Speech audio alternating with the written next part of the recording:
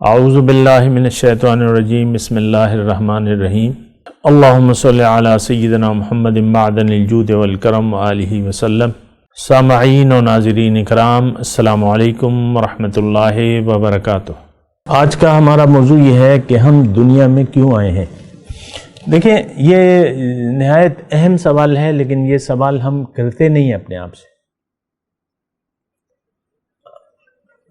عام طور پہ لوگوں کی ایک بات سمجھ میں آ گئی ہے، اور وہ بات یہ ہے کہ ہم دنیا کمانے کے لیے آئے ہیں، ایک اچھی زندگی گزارنا چاہتا ہے ہم میں سے ہر شخص۔ یہ ہماری ایک سمجھ میں بات، ہم نے ایک سمجھ لیا بات کہ ہم دنیا کمانے کے لیے آئے ہیں۔ آپ دیکھ لیں، آپ کا بچہ ہوتا ہے تو آپ دنیا کی کمائی کی خاطر اس کو اسکول میں ڈال دیتے ہیں۔ وہ بری بات نہیں ہے،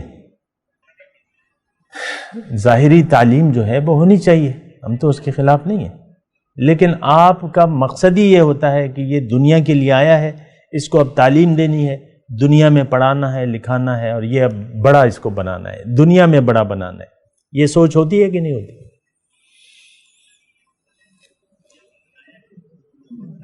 اور تو کوئی مقصد ہی نہیں ہوتا، پڑھ لکھ جائے، بچے پڑھ لکھ جائیں میرے، وہ بری بات نہیں ہے، دوبارہ میں کہہ رہا ہوں، وہ تو ایک ضرورت ہے، ہونی چاہیے۔ دنیا کی کمائی جو ہے وہ اللہ تعالیٰ نے ایک ذریعہ بنایا ہے، اس کے لیے جو ظاہری جو تعلیم ہے وہ لازمی ہے، اس سے تو انکار نہیں ہے، لیکن مقصد ہمارا ہے ہی دنیا، بس ہمارا مقصد حیات دنیا بن گئی ہے۔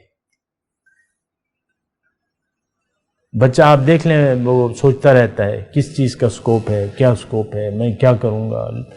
والدین بھی پوچھتے ہیں، بھائی بھی پوچھتے ہیں، بہنیں بھی پوچھتے ہیں، تب سکے۔ یعنی ساری سوچ یہ ہے کہ دنیا میں کیا ہوگا،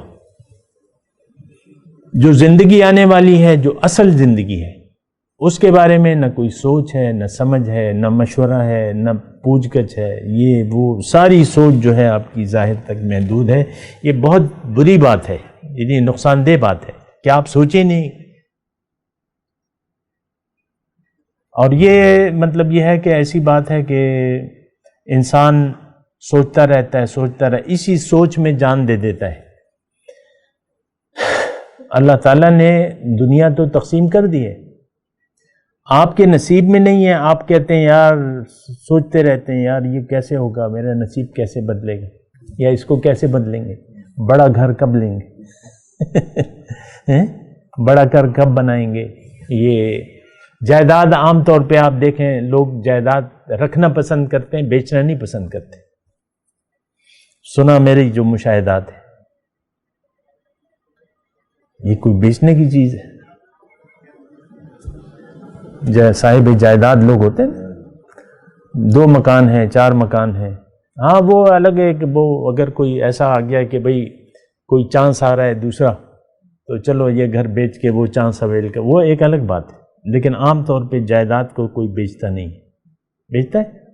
نہیں بیچتا، رکھنا چاہتا ہے، اور اسی میں پھر وہ چلا جاتا ہے، اسی سوچے دنیا میں وہ انسان چلا جاتا ہے۔ بہرحال بات کرتے ہیں اگلی نشست۔ وآخر دعوانا ان الحمدللہ رب العالمین۔ مولایا صلی وسلم دائما ابدا على حبيبك خير الخلق كلهم